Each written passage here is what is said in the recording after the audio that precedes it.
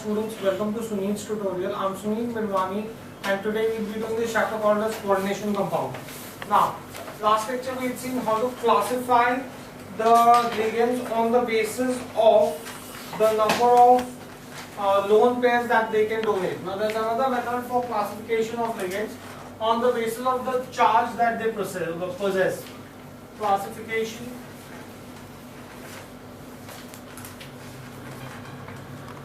of ligand on the basis of charge. Basis of charge. How do I classify ligands on the basis of charge? Now, on the basis of charge, there are three types of ligands. One, you can have neutral ligands.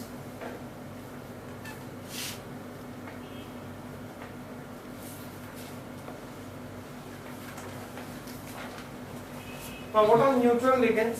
They have no charge on them, right? These are those atoms, molecules or compounds that donate a lone pair and have no charge on them, right? They have no charge. They have no charge. Example, you could have aqua. Fluoro has charge.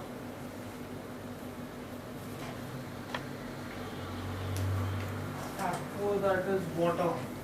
It donates. You have a lone pair that is donated by water molecule, oxygen of the water molecule, but water in itself has no charge, right? Then amine, that is NH3, nitrogen we know. Yes, it donates a lone pair, but in itself it has no charge. Then you have nitrosyl. Nitrosyl is nitrogen oxide, carbonyl, phosphine,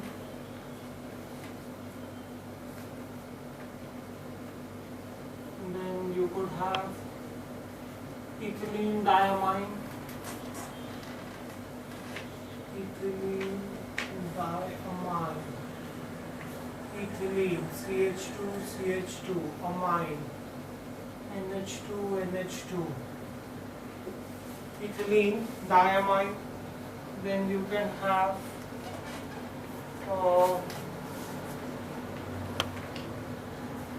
5D, that is C5H5, N, and you can have triphenyl phosphine. Triphenyl phosphine, right? Triphenyl, phenyl, C6H5, triphenyl phosphine. These are all neutral ligands, right? Then you can have negative ligands.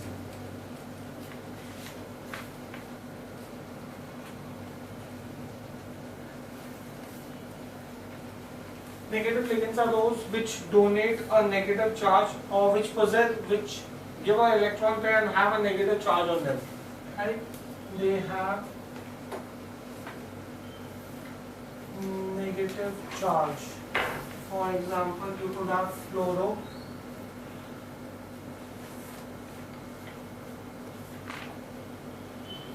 then you can have fluoro, then bromo, right? Similarly, you can have hydroxy,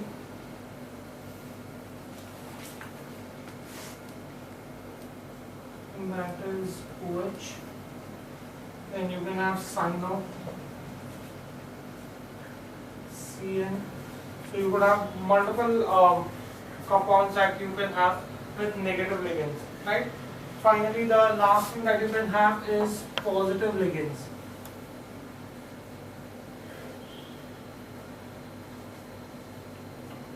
They have positive charge.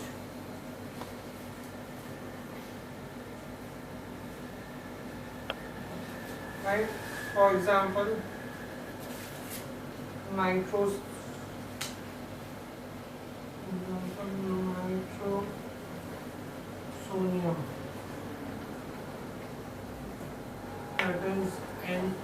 plus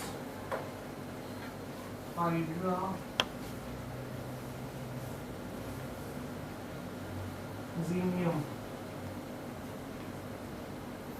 Hydrazinium is NH2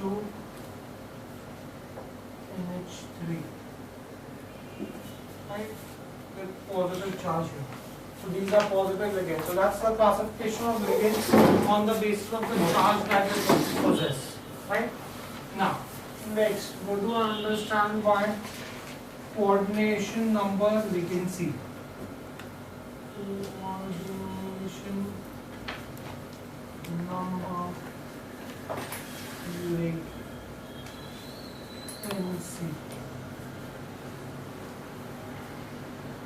Coordination number ligancy. Coordination number ligancy. Coordination number ligancy is the number of atoms of ligands that are directly bonded with the central metal atom.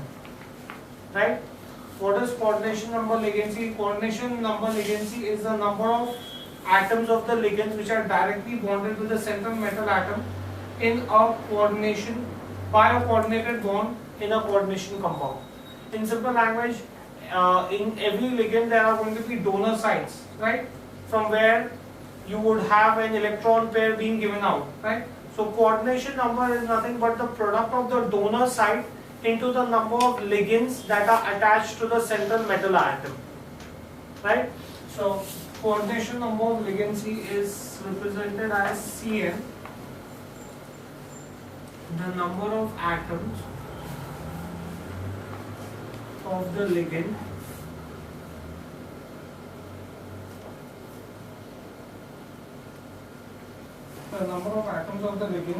that are directly bonded to the central metal atom, that are directly bonded to the central metal atom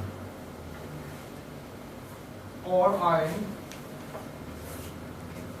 by a coordination bond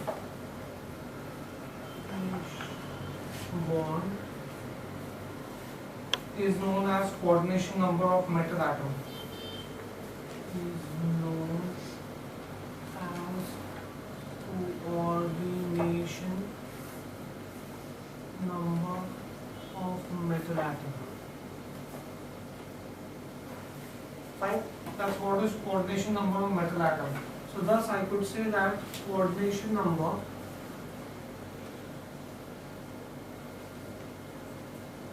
is donor sites into number of ligands. That is what is coordination number. Fine, do we get this thing clear? Next, let's see what do we understand by chelating ligand.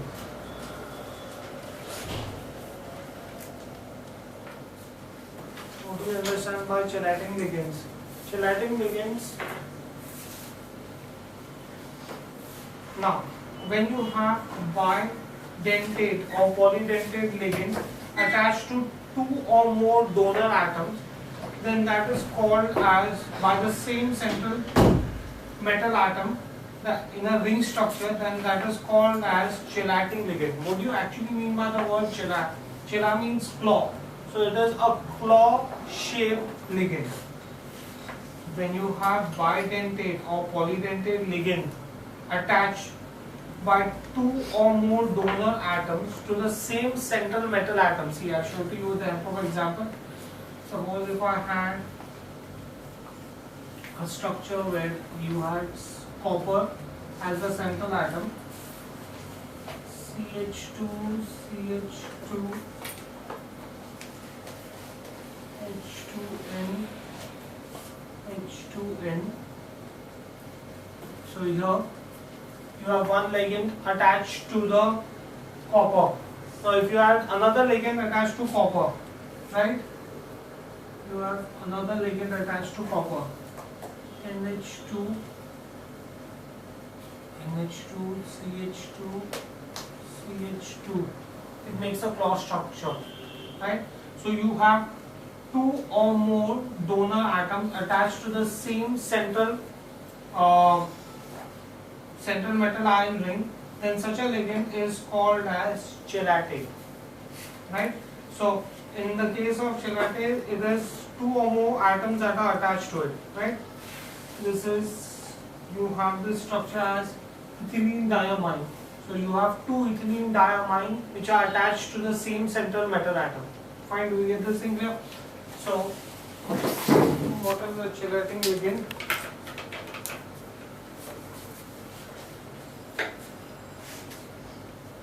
When a bidentate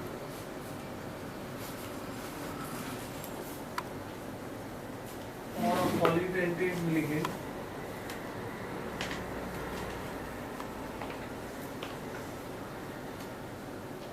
bidentate or a polydentate ligand is attached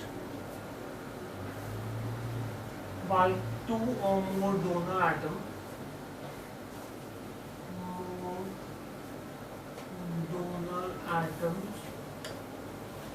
to the same central metal atom,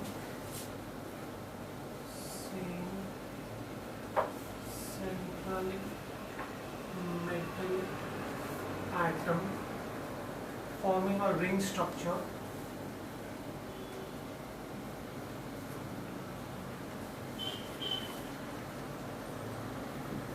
Then such a ligand is called as chelating ligand. And then such a ligand is called chelating ligand. Right? That is the chelating ligand. The complex is called, this whole molecule will be called as, the complex is called chelate. Right?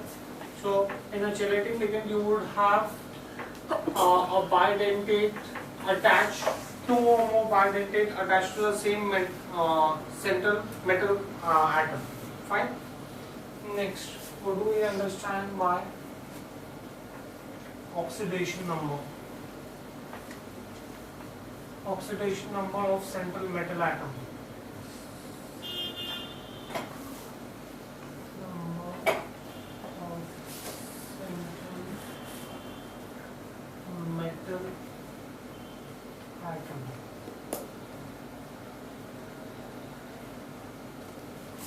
What is oxidation number of central metal atom? It is the number which represents the charge which the atom actually has when combined with other atoms. So whatever charge, you've learned how to find the oxidation number in 11th standard. We had this whole process that for a molecule the oxidation number is 0. For an ion, whatever is the charge of the ion, that will be, consider the sum of all the atoms in the molecule having that particular oxidation number. See, I'll show it to you again. It is the number which represents,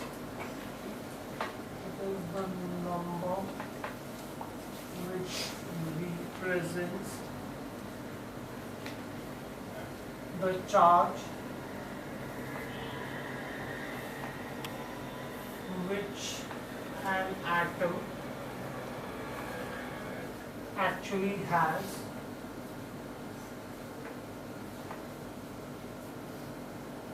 when combined with other ions or molecules.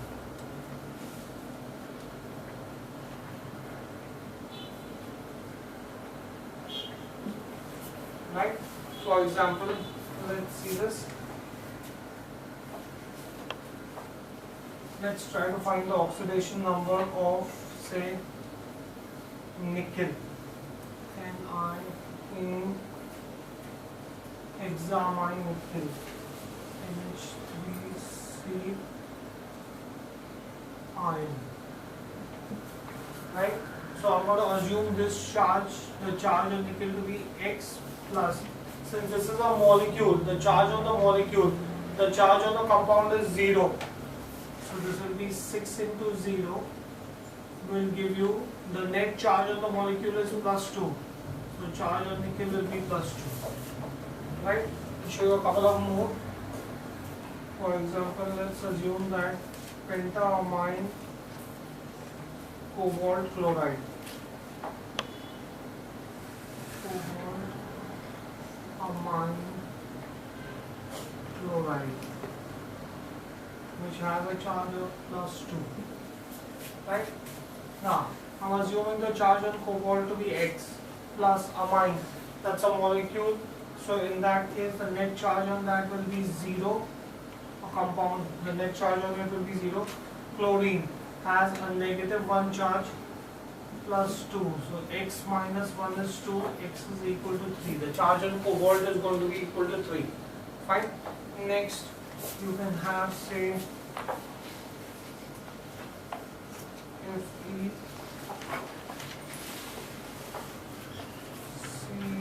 C2O4 right negative 3. Now let's see this. I'm assuming it to be X plus 3 times. Carbon has a charge of plus 4 and oxygen has a charge of minus 6. So in that case, this is going to be 2 into 4 plus 4 into minus 6, right, is equal to minus 3. So X plus 3, this is 8 minus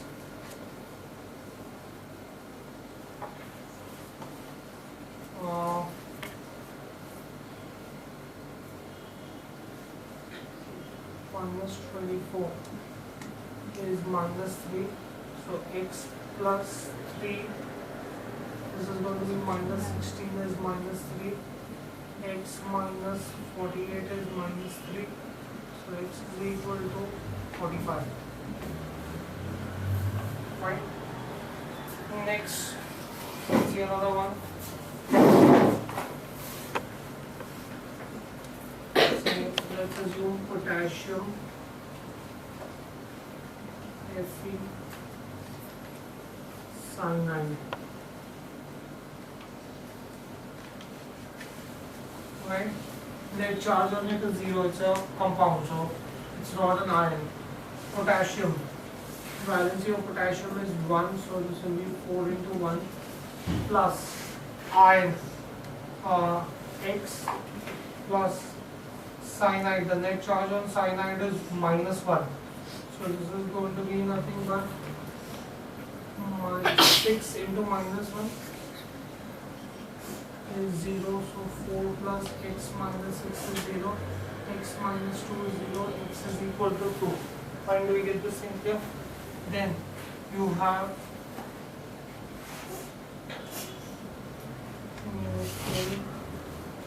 cobalt 4. Right? So this is X plus cobalt. It's a compound. So net charge on it is 0. So in that case, here X is going to be equal to 0. Right? So you would have multiple compounds I could find out. Suppose if I give you one more example, say Fe H2O 6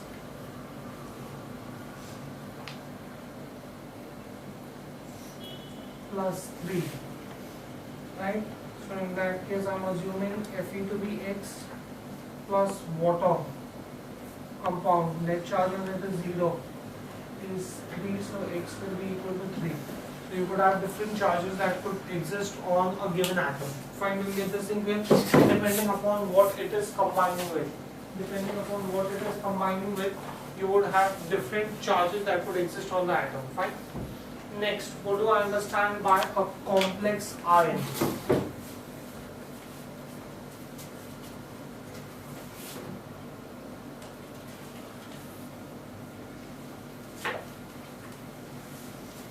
Right? Now, a metal into which one or more neutral molecule or ions are attached to give a new structure is called as a central ion. Right? Now, if it is a metal to which two or more ions have been attached, then it always has to be a cation. Generally, it is a D block element. Right? So, do we understand what is a complex ion? A complex ion is the one in which one or more neutral molecules or ions is attached to the central ion. Right? Complex ion, a metal to which one or more neutral molecule or ion are attached to give a new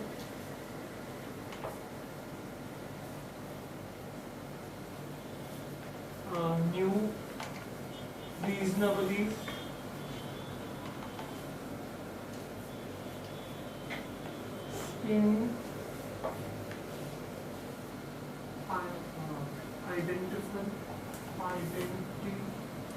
identifiable entity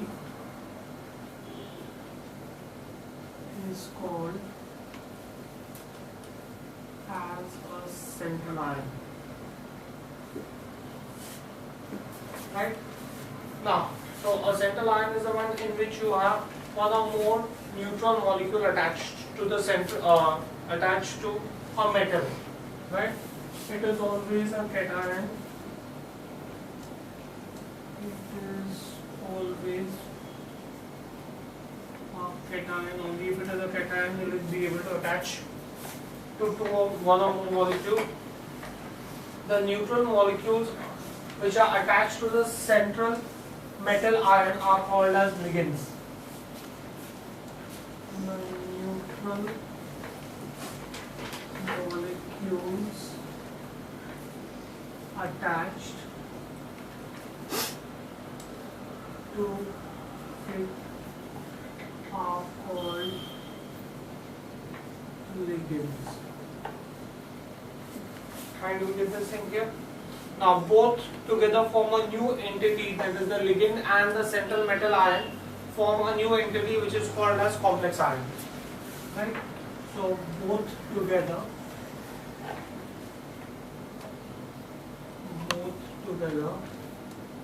form a new entity called complex ion. Right? So do you understand what is complex ion? Next, let's see what do we understand by coordination entity.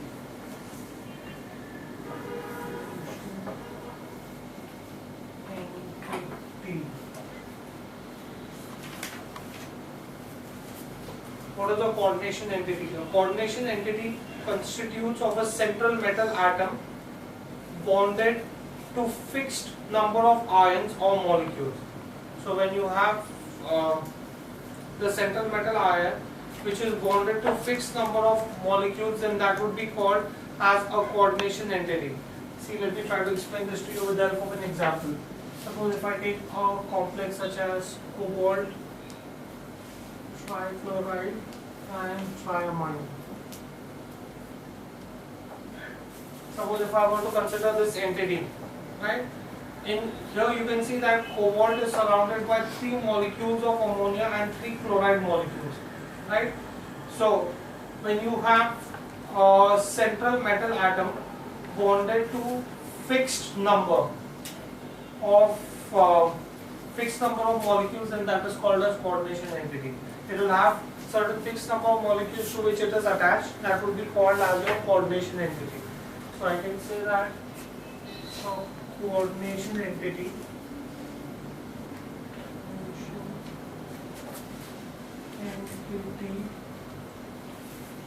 constitutes the central metal atom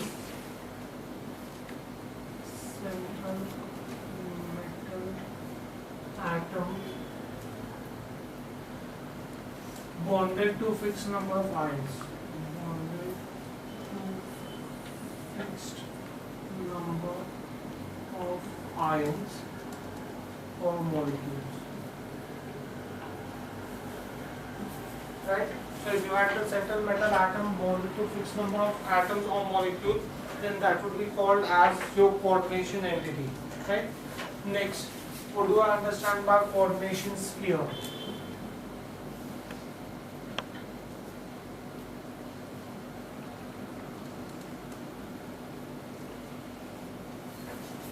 Coordination sphere.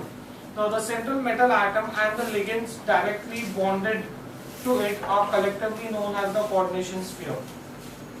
The atom and the ligand, when the ligand is directly bonded to the central metal atom, then that is called as coordination sphere. They are enclosed by a square bracket. You will see that I always show you a coordination sphere with a square bracket. Right? So the central metal atom and the ligand together is called as coordination sphere. When the ligand is directly bonded to the central metal atom, then that structure is called as your coordination sphere. Right? So I can say that the central metal atom,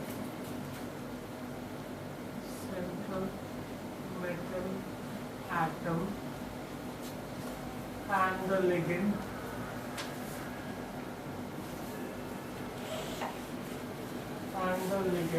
directly bonded to it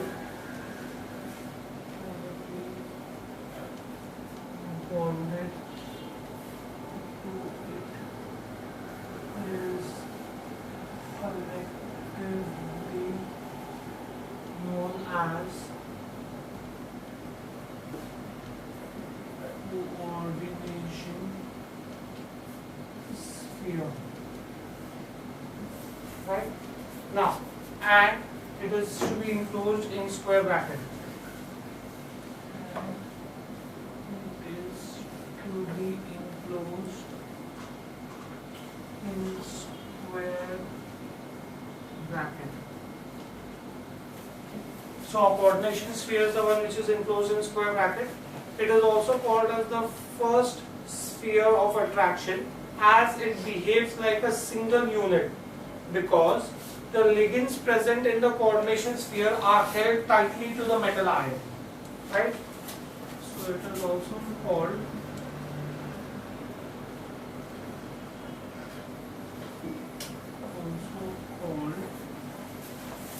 as the first sphere of attraction. It is called as the first sphere of attraction as it behaves like a single unit. Behaves like a single unit. It behaves like a single unit, and because the ligand present in the coordination sphere,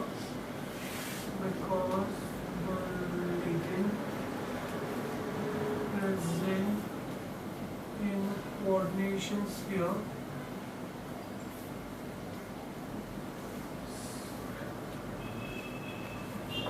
the ligand present in coordination sphere are held tightly to the metal ion.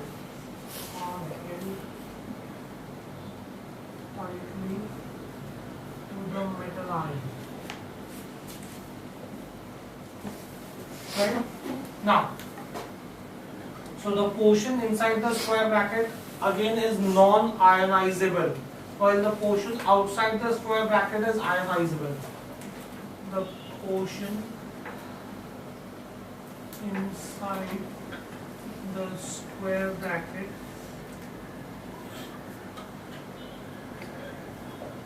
is non-ionizable, whereas the portion outside the square bracket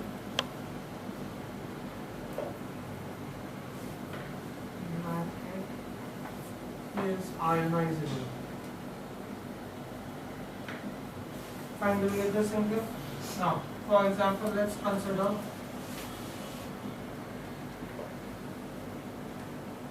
silver diamine chloride.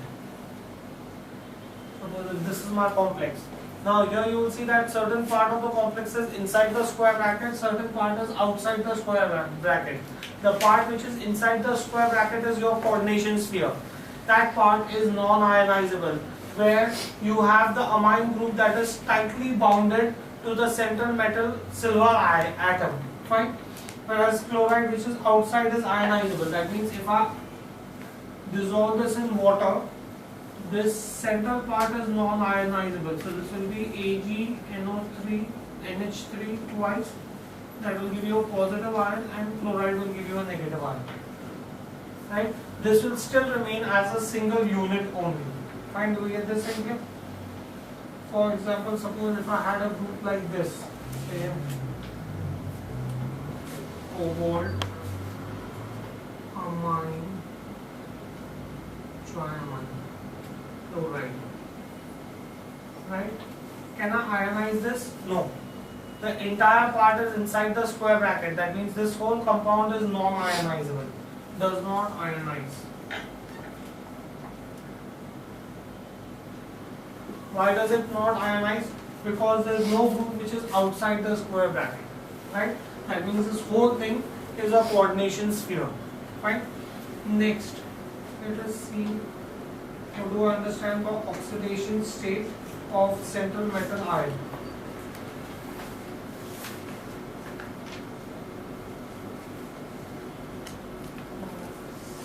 Central metal atom or ion. Let's consider atom. Oxidation state of central metal atom. Now, the oxidation state, when you are doing nomenclature, the oxidation state of central metal atom is always to be written in Roman number in small brackets. So when you have a name of a compound where you have, in between the compound you have a small bracket in which in Roman numbers certain number is written, that indicates the oxidation state of the central metal atom. Right? It is always written. It is always written in Roman numbers. It is always written in those Roman numbers in small bracket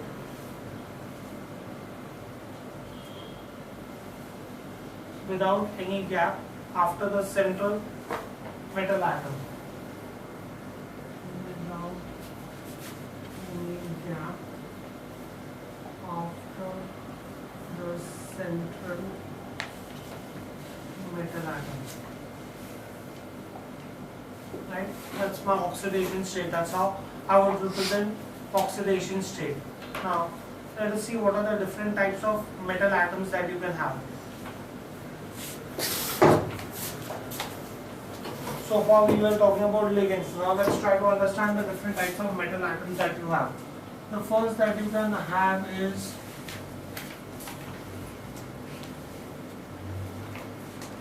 homologitic and heterolipidic metal atoms.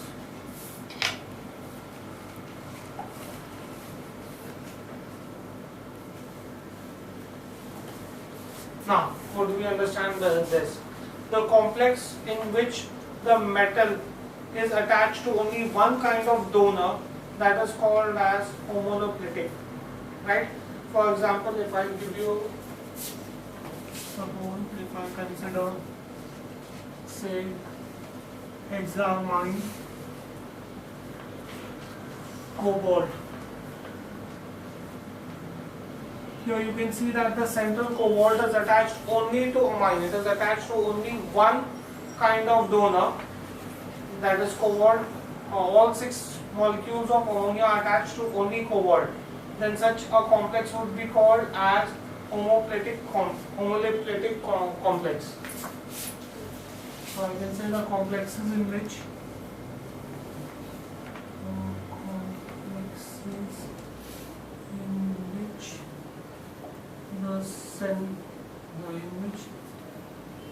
a metal is attached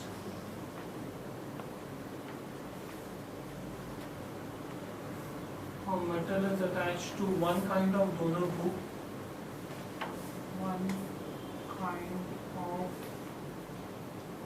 donor group are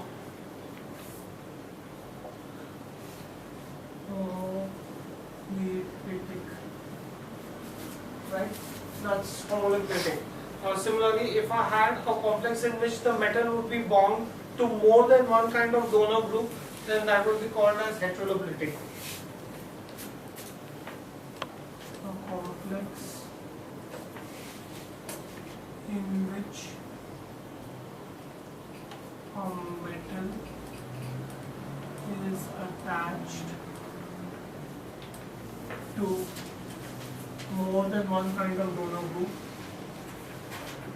then one kind of donor group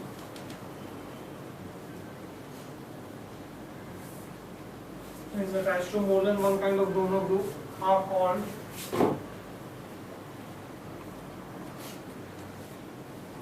heteroliptic. Right? Example, suppose if I had cobalt, hexamine and chloride. Here you can see that instead of here you can see that 4 amine molecules are attached to cobalt and 2 chloride molecules are attached to cobalt. So cobalt has 2 different types of groups attached to it, therefore that will be heteroliptic. Right? Next, what do I understand by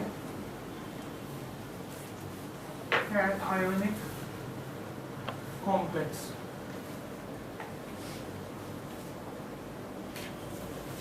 What is a cationic complex? Now, first of all, when you talk about coordination compound complexes, there are 3 types of coordination compound complexes. One of them is the cationic complex. Now, if a complex carries an ion, if in the complex carries a net positive charge, then that is called as cationic complex, right? Similarly, if it carries a net negative charge, that would have been called as an anionic complex. If it does not carry any charge, then that would be called as a neutral complex. So if a complex carries net positive charge, that would be called as cationic complex. If it carries net negative charge and ionic complex and no charge, would be called as neutral complex, right? So I can say if in a complex the complex ion carries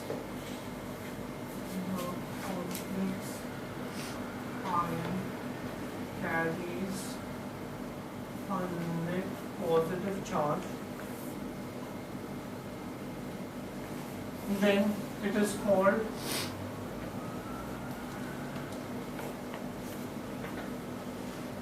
ionic complex. Right? Let's see this with an example. Suppose if I say that if I have FeH2O6 with chlorine. Now when I precipitate this in water, this will give me FeH2O6 would give you +3 plus you would have 3 chlorine minus. Right? This should have been Cl3. Right? Now if you look at the complex carries a net positive 3 charge. Since the complex carries a net positive 3 charge, therefore it would be called as a cationic complex. Right? Similarly, then you can have an anionic complex.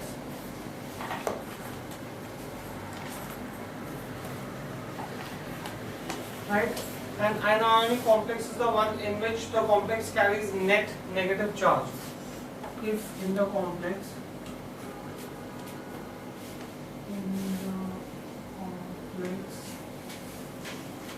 the complex ion carries a net negative charge, then it is called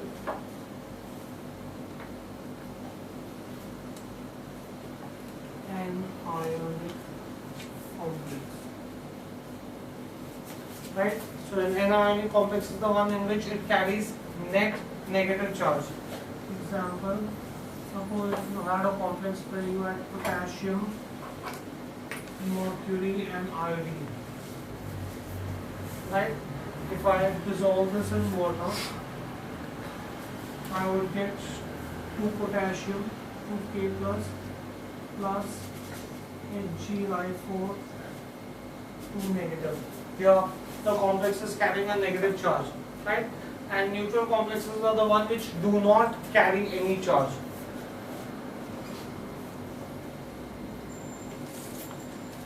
Neutral complex.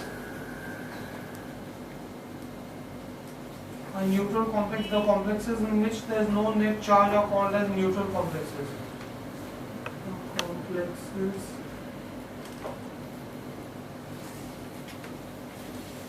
in which there is no net charge is called neutral complex.